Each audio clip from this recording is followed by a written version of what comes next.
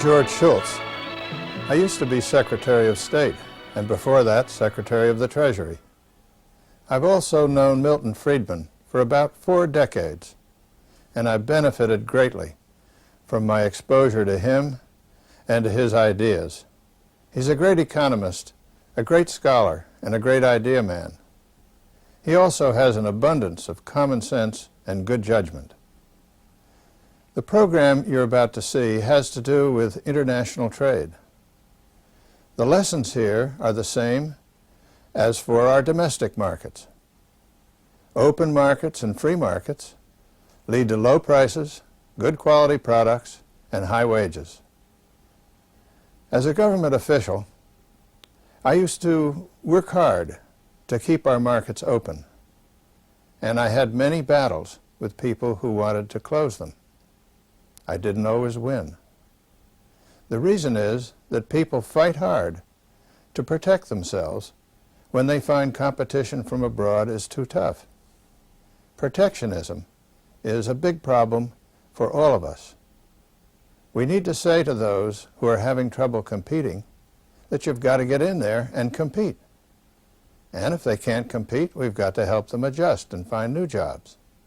But in the meantime, from the standpoint of our whole society, we're all so much better off if we keep ourselves open to the competition from international trade, particularly so these days in markets that are becoming increasingly global. Government is essential to our well-being. We need it to protect our security, and we need government to provide stable and orderly and lawful conditions in which our society can operate. But practically all governments go too far and intrude themselves much too much in economic and business affairs. It seems an almost irresistible temptation. So let's remember what that great humorist Will Rogers used to say. Just be thankful you're not getting all the government you're paying for. But then it would be better if we got less and also paid less. Human and political freedom has never existed and cannot exist without a large measure of economic freedom. Freedom is making choices. What's best for me? What do I want to do? We all want to be free to choose. No government official is telling these people what to do. Parental control, parents choosing the teacher, parents monitoring the schooling. Free to live your own life, pursue your own goals, chase your own rainbow, without the government breathing down on your neck or standing on your shoes. Most of us would choose prosperity if we could, but what's the best road to that goal? Free trade set off a process that revolutionized Japan and the lives of its people. The Pilgrims tried a form of socialism over 300 years ago. Unfortunately for their fair-minded plans, they prospered only after they were allowed to keep for themselves all the food they grew. Who says economic institutions don't matter? We may dream of a perfect world, but we all know that's not possible. Hong Kong is very far from utopia. Life is unfair. There's nothing fair about one man being born blind and another man being born with sight. I do not know any exception to the proposition that if you compare like with like, the freer the system, the better off the ordinary poor people have been. Dr. Friedman has spent a lifetime studying freedom and prosperity. To him, the lessons of history are clear. People are better off making their own choices, better off not relying on government. Free to choose is a survival kit for you and for liberty.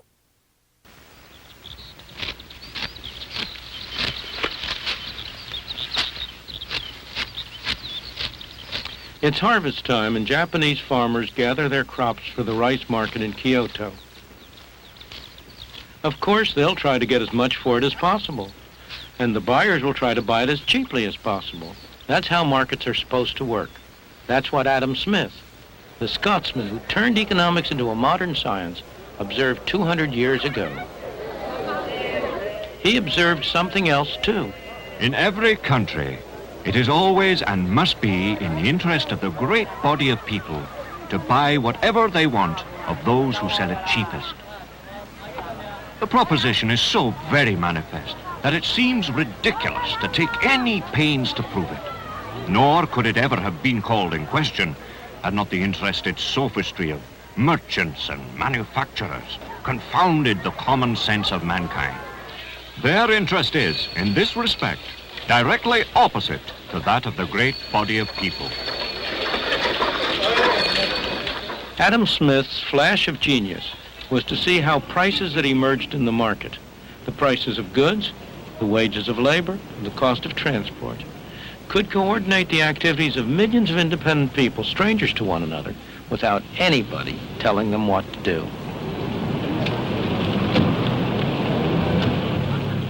His key idea was that self-interest could produce an orderly society benefiting everybody. It was as though there were an invisible hand at work. The invisible hand is a phrase that was introduced by Adam Smith in his great book, The Wealth of Nations, in which he talked about the way in which individuals who intended only to pursue their own interests were led by an invisible hand to promote the public welfare, which was no part of their intention. He was talking about the economic market, about the market in which people buy and sell. And he was pointing out that in order for a butcher or a baker or a candlestick maker to make an income, he had to produce something that somebody wanted to buy.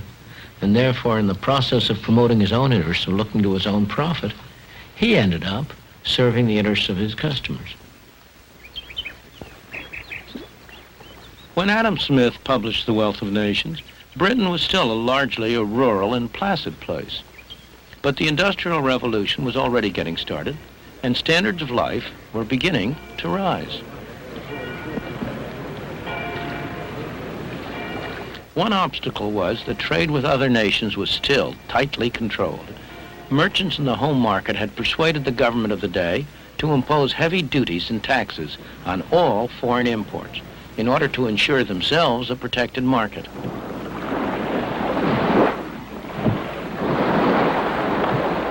One of the results was to turn Britain into a nation of lawbreakers. Smuggling was a national pastime. Brandy, wines, tobacco, anything with a heavy customs duty on it. For years, the revenue men fought a losing battle along the shores and inlets of the British Isles. In 1846, after years of argument and partial success, the followers of Adam Smith finally persuaded the British Parliament to remove all duties on goods imported from abroad. Britain embarked on complete free trade, giving a further push to the rising standard of life. What happened in Britain as a consequence of releasing the tremendous force of self-interest had the unintended effect of benefiting millions of people all over the world. And by 1851, the evidence was proudly on show at the great Crystal Palace exhibition.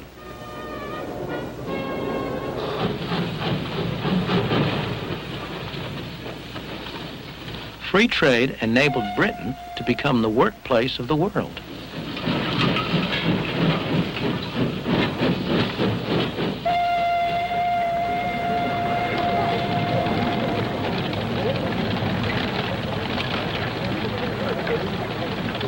But was it all an accident? I don't think it was. Consider what happened in 1868 on the other side of the world, in Japan. For the preceding 300 years, the Japanese had lived in almost complete isolation. They had discouraged visitors from other nations, especially from the West. The result was that by the standards of the West, Japan was backward. It was a feudal society with lords and serfs, and woe betide anyone who tried to change the order of things.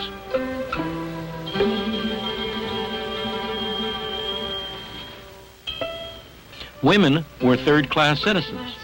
In 1868, a new generation of rulers decided that the time had come for Japan to make contact with the outside world.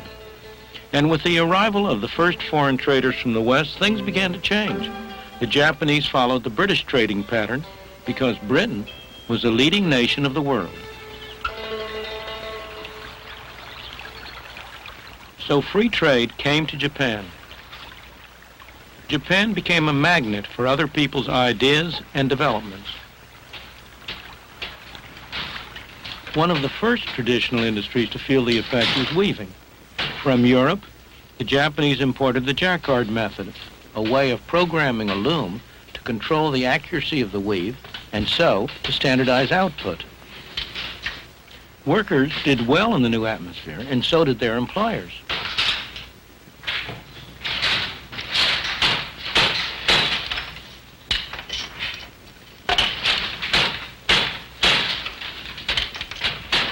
The adoption of mass production techniques meant that workers were able to move out of the traditional industries and into the new industries, which all added to the trade boom.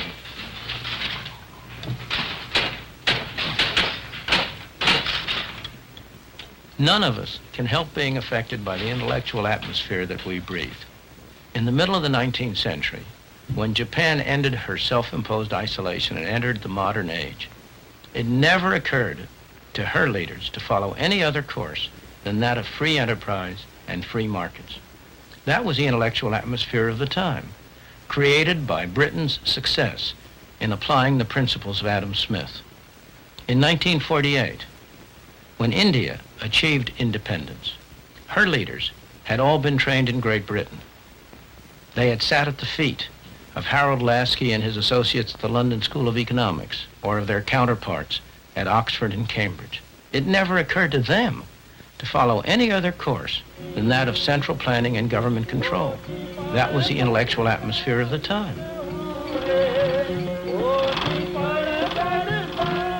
And the intellectual seed took root. As it grew, it needed to be honored, even worshipped. Every year on the anniversary of Gandhi's birth, people all over India do just that. In homage to the great Mahatma, they sit and spin, using methods handed down through the centuries. But it's more than just a symbol of honoring the past. It typifies the policy that they are actually following.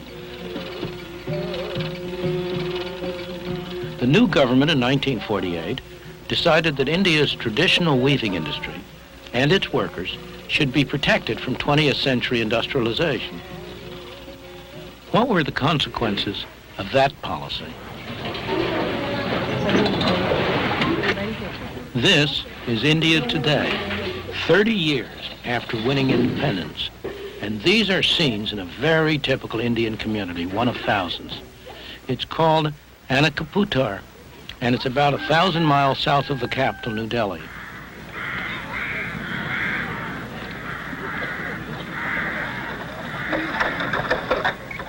This is not the kind of life the government intended to perpetuate, but it is one result of their policy.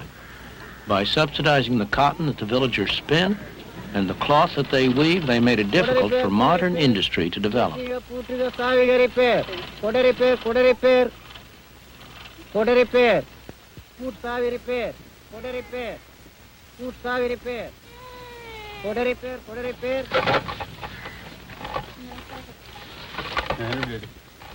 This is sizing. It's an essential technique in cloth production where the yarn is smoothed clean.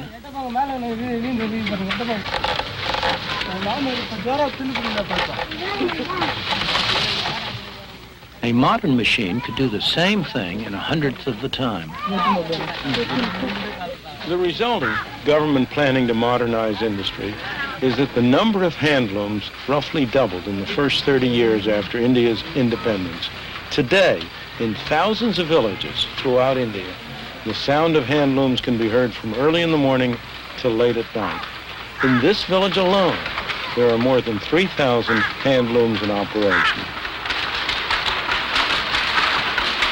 Since 1948, 3 generations of villagers have sat at these looms, making cloth with patterns that never vary, using methods that never change.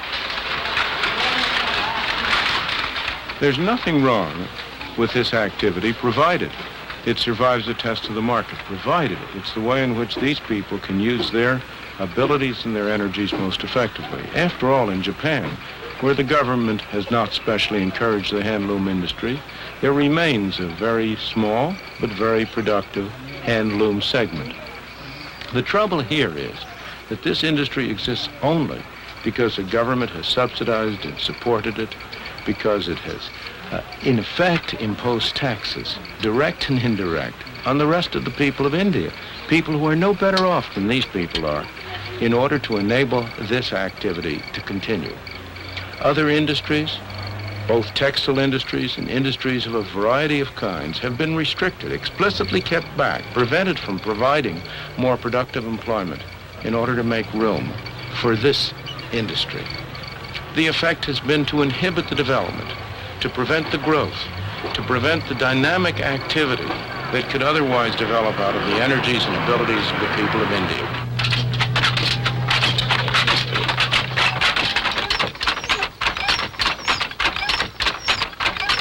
This looks like a factory, but it's also home for the people who work here. When they're not sitting at their looms, they eat and sleep in a corner of this hut.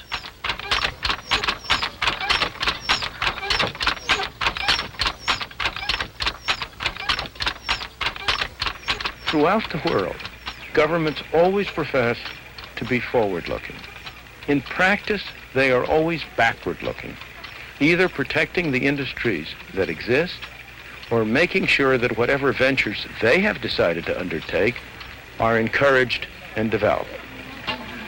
This occurs at the expense of the kind of healthy development of new, dynamic, adaptive industries that would surely occur if the market were allowed to operate freely, if it were allowed to separate out the unsuccessful ventures from the successful ones, discouraging the unsuccessful and encouraging the successful.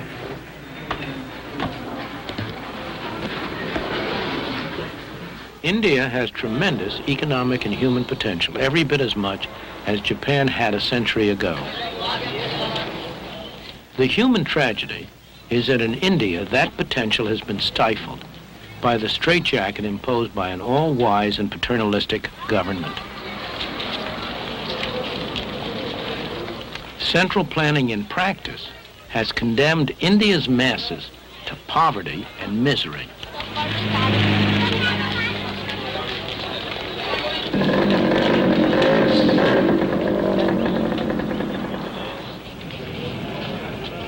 We know what has happened in Japan. Free trade set off a process that revolutionized Japan and the lives of its people. Improvements in material well-being went hand in hand with the elimination of the rigid social structure of a century ago. It's no accident. As always, economic freedom promotes human freedom. And in the meantime, what has happened to the Japanese weaving industry?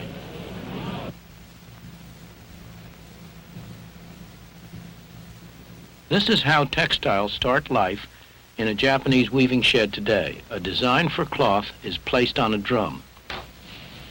As it revolves, it is scanned by an electric eye. Each color, each variation in the pattern and texture is transmitted faithfully to a computer.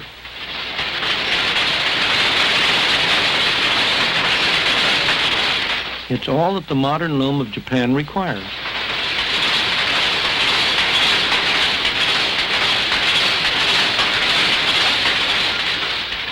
This loom is fitted with electronics that make it one of the most sophisticated of its sort in the world.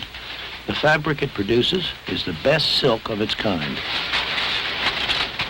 Thanks to the speed and efficiency of these machines, the price of the silk is competitive. The workers are highly skilled and well paid. With the new technology, there's very little a loom like this cannot produce.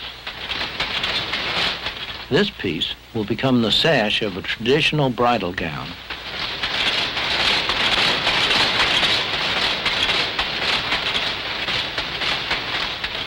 These are machine-made products, but by any standards, they are beautiful. They can stand comparison with the very finest work of the hand loom. And it's not merely the end product itself that's remarkable. The sophisticated technology which was developed to make all this possible has been adapted to other processes, part of the self-generating development under free enterprise. And it all stems from an ancient traditional industry, weaving, that imported a new method for controlling its looms when Japan turned to free trade more than a century ago. Yet, believe it or not, many still maintain today that markets cannot be left to operate freely, that they must be controlled by government. This dockside is in Scotland. A British government, a socialist government, decided that its role was to protect the workers here from competition.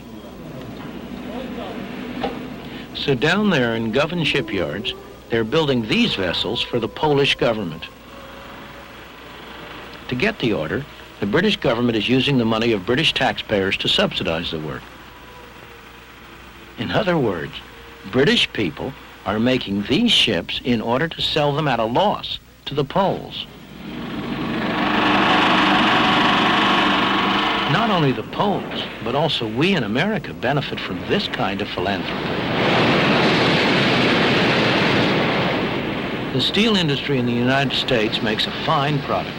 Other countries do too. And their steel is often cheaper, sometimes because their taxpayers subsidize it. So why shouldn't the American consumer buy steel wherever he can get it cheapest, at home or abroad? The American steel industry works very hard, trying to persuade us that it's not in our self-interest to buy in the cheapest market. They urge the government to restrict what they call unfair competition, though of course they recognize that there are dangers in this.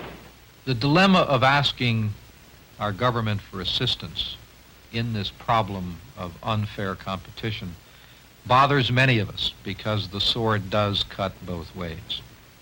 But we believe that what we have attempted to do is far different than the kinds of direct government involvement that occur in many of the foreign nations around the world, where the governments provide direct financial assistance in the form of either ownership or loans or subsidies in some fashion or another. What we have attempted to do is simply to get our government to enforce United States laws against unfair competition that have been on the United States books. We draw a clear distinction between that and, for example, the several $100 million that the French government has granted to the French steel companies, or that the British Steel Corporation has received $1.3 billion for capital investment this year. So that while we are uneasy in any way interfacing with our government in what we traditionally believe are the free enterprise prerogatives, yet what we're only asking for is that the government enforce the laws that our Congress has passed. When anyone complains about unfair competition, consumers beware. That is really a cry for special privilege, always at the expense of the consumer. What we need in this country is free competition. As consumers buying in an international market, the more unfair the competition, the better. That means lower prices and better quality for us. If foreign governments want to use their taxpayers' money to sell people in the United States goods below cost, why should we complain? Their own taxpayers will complain soon enough, and it will not last for very long. History provides lots of evidence on what happens when government-protected industries compete with industries who have to operate in an open and free market. It's almost always the government-protected industries that come out second best. Nothing would promote the long-run health of the steel industry, make it into a more efficient, profitable, and productive industry than for the U.S. government to keep its hands off, neither providing special privileges nor imposing special restraints. And what's true for the steel industry is true for every other industry in the country.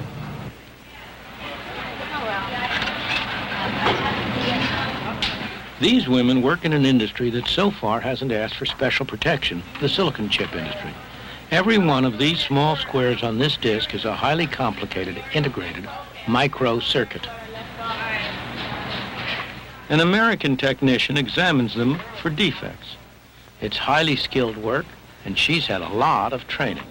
When she's done her job, the rejects will be separated from the rest, and the good circuits will be packed up and sent halfway round the world to Malaysia. The product of American technological skills returns looking like this. Each microcircuit has been enclosed in ceramic by a Malaysian worker who is highly productive at this sort of work, but the Malaysians are not able to test their products. So back they come here to America to be fed into these machines. American engineers are good at producing sophisticated machines. In an operation that lasts a fraction of a second, these machines can test every circuit, can grade it for quality, and then can sort it into one of 6 different categories of reliability. And that's not the end yet, because American silicon chips are exported to many countries where foreign workers assemble them. The final product is then returned to our stores, so that you and I, the consumers, can benefit from $10 calculators, as well as from a lot of other electronic devices that not long ago simply did not exist.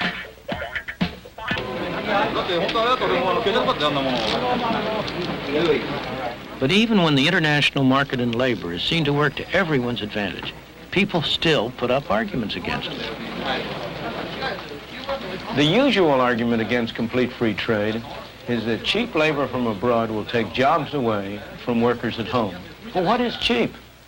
The Japanese workers paid in yen, and American workers paid in dollars. How do we compare the yen with the dollars? We need some way of transforming the one into the other. That is where the exchange rate enters in, the price of yen in terms of the dollar. Suppose at some exchange rate, Japanese goods are in general cheaper than American goods. Then we will be buying much from Japan and selling little to them. But what will the Japanese do with the extra dollars they earn? They don't want to buy American goods. By assumption, those are all dear. They want to buy Japanese goods, but to buy Japanese goods, they need yen. Calls will come in from all over the world to places like this, offering to buy yen for dollars. But there will be more offers to buy yen than to sell yen. In order to get customers, those offering to buy will have to raise the price. The price of yen in terms of dollars will go up.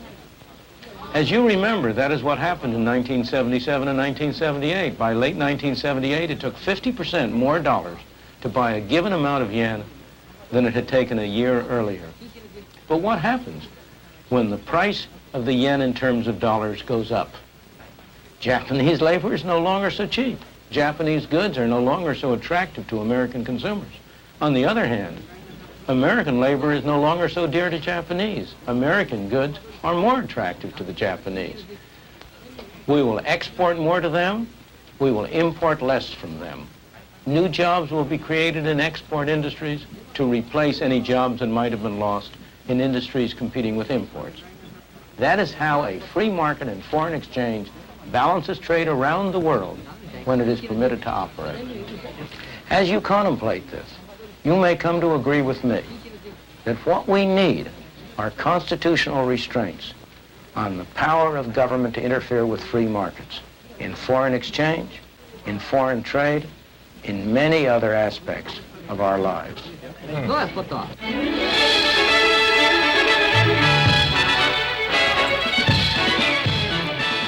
I'm Linda Chavez. Welcome to Free to Choose. Joining Dr. Friedman tonight for discussion of free trade are Michael Walker of the Fraser Institute in Vancouver, British Columbia, and Stephen Cohen of the University of California at Berkeley. Dr. Cohen, is Dr. Friedman right? Should we keep government totally out of it and allow Adam Smith's invisible hand to operate? It's not even a question of right. It's a question of impossible. We've been trying to keep government out of our economy now for several hundred years. Have we? Oh, I think we definitely have. The last 10 years have witnessed the greatest crusade to pull government out of the economy in this country in many, many years. The net result is we have much more of it. This is a way of Alexander Hamilton, in his report on manufacturing, said, get it in. Came out in favor of government involvement. And since then... And tariffs on steel were introduced early in the 19th century because steel was said to be an infant industry. And it was. It was, and it still is. Are you saying that there's more government control because we've been trying to get it out? No, of course not. What I'm trying to say is we're fighting against the unreal. We're dealing at the level of ideology right now, that government should go away and stay out of the economy. And we're talking as though in the United States we can determine our own future. For instance, if you take Japan, which has been the most successful competitor to the United States. They came from, frankly, nowhere a couple of generations ago to now have wages that are higher than ours. They produce superior products, and they've done this with very active government involvement. Maybe they were wrong to do that, maybe they were right. Maybe, as Professor Friedman said, had the government butted out, they would have done yet better. The fact remains, if we say take the government out, it's like saying let's play football with sneakers and T-shirts and touch, which is a game I like. And the other guys are still using hard-shell helmets. You can't do it Stephen, yourself. that's the fundamental problem with your analogy, is that the competition that we have in trade is not a competition in which somebody loses and somebody wins. It's a competition in which everybody wins. And this idea that the Japanese, that as a competitor to the Americans, that the Japanese in some sense won, is nonsense. Look at all the Japanese automobiles on American roads. Everybody who drives a Japanese automobile or uses a Japanese product is a winner as a result of this competition that there has been between the Japanese and the Americans for the sympathies of the American consumer. So it's quite wrong to take this sort of military or combative notion. That might be right if the whole world did that sort of thing, and that Japanese consumers would have had the choice during the 60s and 70s to drive Fords or Volkswagens. That's a fallacy. They didn't.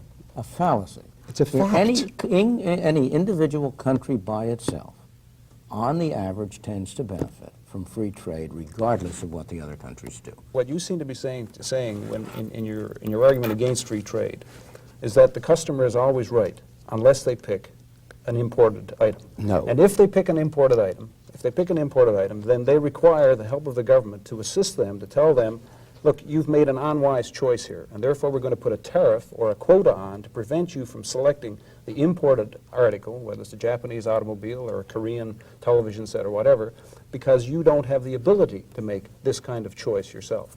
That is not what I'm saying. Well, what are you saying, Dr. Cohen?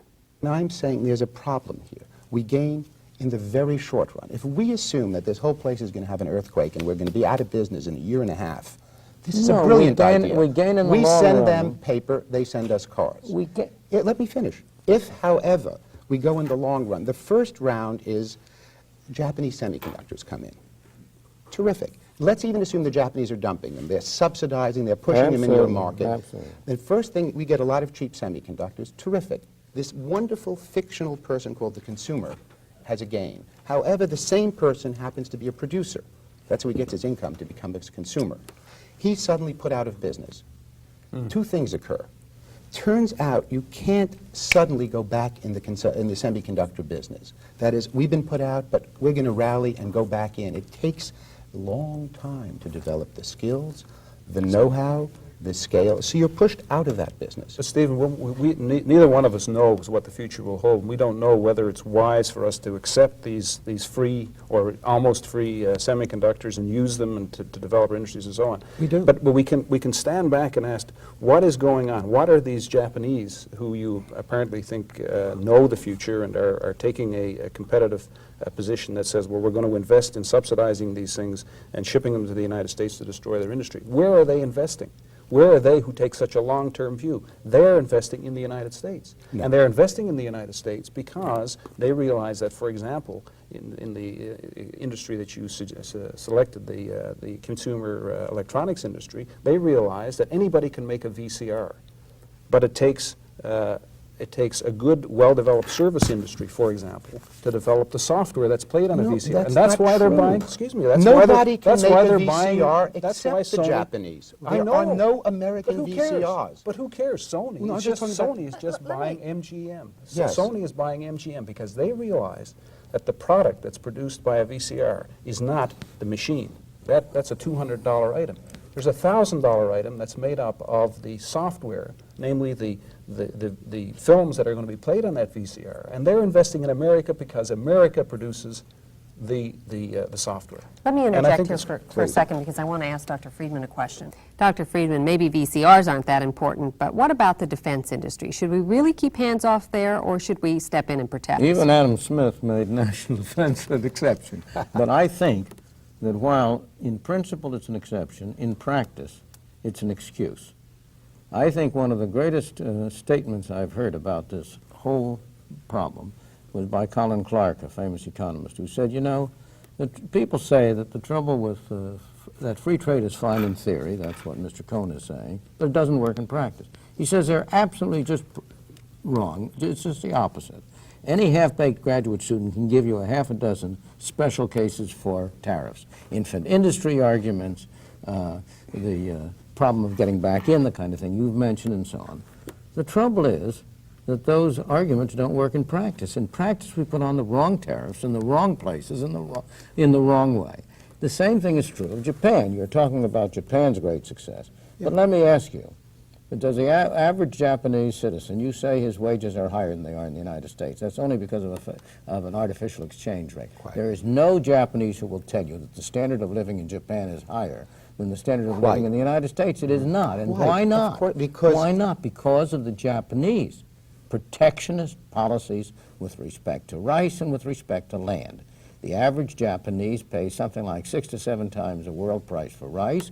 We do the same thing in the United States. The average American citizen pays 2 to 3 times the world price for sugar.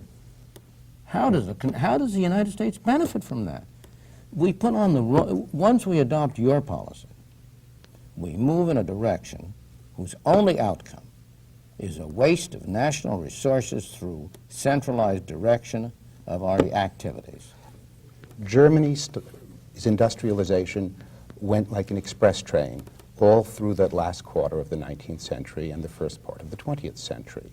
German industrialization did not follow what was then the dominant ideology of free trade. It said, look, the British, well, please, come on. There was the marriage of rye and iron when Bismarck came in. Well, but they were targeted industries. They did? What was the first thing the Germans did? They copied all the possible British technologies. They eliminated, but they first of all eliminated all their internal tariffs. I mean, Germany was Germany formed its nation. Yes, within the nation, they opened up markets, and between the German nation and the rest of the world, they had lots and lots of trade. But they had targeted development. They had strategic policies, not stupid mass government inhibitions. They said, look, the future chemical industry, we push resources and we help the chemical industry. We protect it for a while because the British are well ahead. They did the same thing in steel, in chemicals, and machinery. But if you look at it... nobody's ahead of the Germans in chemicals right now. But if you look at it, the problem is that we lose our sense of perspective. By today's standard, what Germany did in the period you're talking about, we would today call free trade. They did intervene. Well, I don't know what we mean. And that's exactly the same thing that you're doing with respect to Japan. You are not allowing for the extent to which what happened in Japan was between 1914 and 1939.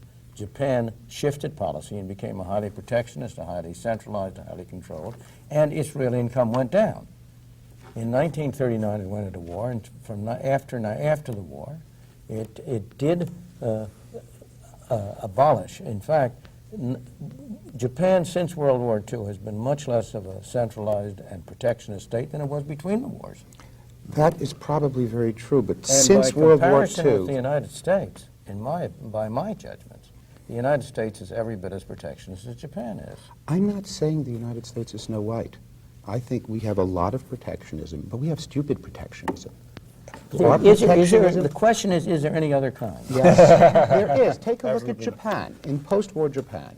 Take a concrete industry, automobiles, because they're important, and you can understand Which strategically, MIDI, don't forget, try to suppress. Don't forget that. When you're talking about this wonderfully intelligent policy pursued by the Japanese government, that they actively tried to suppress the exportation of automobiles because they felt that Japan was silly for Japanese to compete in the world. The Japanese government has not batted 1,000 in its policy. I'd say they've been hitting about 465. Well, you use the example of automobiles. 1 minute, I will. Which a 465 hitter is Nobel Prize baseball. But I don't believe they've been batting. I believe that the post-war development of Japan is a tribute to the force of free markets in opposition to MITI. I think you cannot attribute it to MITI. This is all true, but it has no concreteness. This is ideology. Let's look at automobiles. It is not ideology. Automobiles are concrete. I can understand them, I can count them, I can drive them. If you look at the automobile market in Japan in 1962, the year I was getting out of college, so I remember the year, Detroit produced more cars in a week than Japan produced in a year. That's true. There was no way on earth Toyota or Nissan could have competed with Ford. And if we want to argue that Ford was too foolish to sell into Japan, there was Fiat, there was Volkswagen, there was Renault, and then there's the list of the dead, Austin and the other British It was makers. also very low Japanese real incomes, which is... It was a smallish market. Yeah. How many cars were imported into Japan in 1962? Zippo. That go to 1965, Zippo. 1970, Zippo. 1975, Zip. 1980, pretty much nothing. A couple of BMWs with the steering wheel on the wrong side of the road. During all that period, there was no way the outside automobile makers could get into the Japanese market, either by selling product or by setting up a wholly owned subsidiary, making the Well, what's your product point? in the Japan market. That is what I call a protected market. It sure is. and it Sure was is. a And what mistake, happened great as a mistake result from is the point of view- Japanese automobile industry now makes more cars than the American Not as a industry. result of that, far from it. You mean despite that? Despite Yes. that, of course. That is, the government policy, they would have been producing twice as many cars now. I don't know about twice as many. I don't even know if they've been producing as many. But they would have had a more productive automobile industry Had that they not would have protected. contributed more to the well-being of the people of Japan. Who could be against progress? That's not what we're talking about, sir. But Yeah, you're but- against it. Well, Milton, Quite I think, the but I think- contrary. I think there is an important point that we're missing here, though, Milton, and that is that we're talking about this as though we're an economic problem. I don't think protectionism is an economic It problem. isn't. Protectionism is a political disease. It follows the well-known pattern suggested by H.L. Mencken when he said that elections are a kind of a futures market in stolen property. And who is being stolen from here? It's the consumers who have to pay a higher price for the product. And who benefits? It's the manufacturers who get that, as it were, that tax that's levied on consumers. And the problem is that even if they know about it, consumers have no interest in going about and engaging in political action to stop it, because for them it means a few dollars more on a car or a few dollars more on a VCR or whatever, and they have no incentive to go out and engage in the political action to get the tariffs taken down or get the quotas removed. And it's so therefore a very insidious and difficult thing. It's nothing to do with economics. It's a political problem. Dr. Cohen, I understand what you're against. You think that free trade doesn't work in practice. What are you for? Well, it's not a question of free trade not just working in practice. It does not work in theory. Let's be very clear. These films you've been showing, I have never seen anything with quite the ideological content of that, as I said, outside the Middle East. You live a sheltered life. I have been fortunate. It assumes a set of assumptions that have been proven wrong. American economics sits around spinning on the basis of its assumption, admitting of no facts, admitting of no foreign intervention. I beg your pardon. It You doesn't- simply are demonstrating the parochialism of your knowledge. The facts in that film are absolutely correct. What Japan did progress very much under free trade from 1868 to 1914. India has remained relatively stagnant under a system, a policy of protection. Those facts are correct. Those it is are also what we used to call glittering half-truths. The other half of those truths are Germany in the late 19th century progressed splendidly under and Germany strategic policy. Germany in the last half of the 19th century progressed greatly. It progressed greatly. And that Japan as Mike progressed was saying greatly. earlier, because it eliminated tariffs within the country. It got a large free trade area in the same way the common market has been moving, in the same way the U.S.-Canada agreement has been moving. It progressed greatly, despite the fact that it introduced some tariffs toward the external world. That's the two cases of the most successful rich country progress. Germany in the early 20th century and late 19th century, Japan in the post-war period. No, Japan Both in the post-war War II Japan period. 1 minute, I haven't finished my sentence. Japan in the post-war period are the two most startling and impressive examples of truly muscular and impressive industrial. Both, you claim, were achieved despite the fact that they used strategic development policies. I would like to say England and the United States have, despite the fact they've tried to use free market policies and have not. We've had tons of protectionism in this country. But the intellectual climate that says protectionism, you only have one word, protectionism. It's like people in Florida talking about snow. There's one word, snow. Eskimos have 100 words for snow. We have one word Just for out from Canada, protectionism. don't forget. You know that. The Japanese have 100 words, despite the fact that these two countries have succeeded so well. You say, well, had they only done it our way, they would have done better. But I find that really hard to believe. You've had the last word, Dr. Cohen. Thank you for joining us on Free to Choose. Next week, we'll be discussing Eastern Europe and the road to prosperity.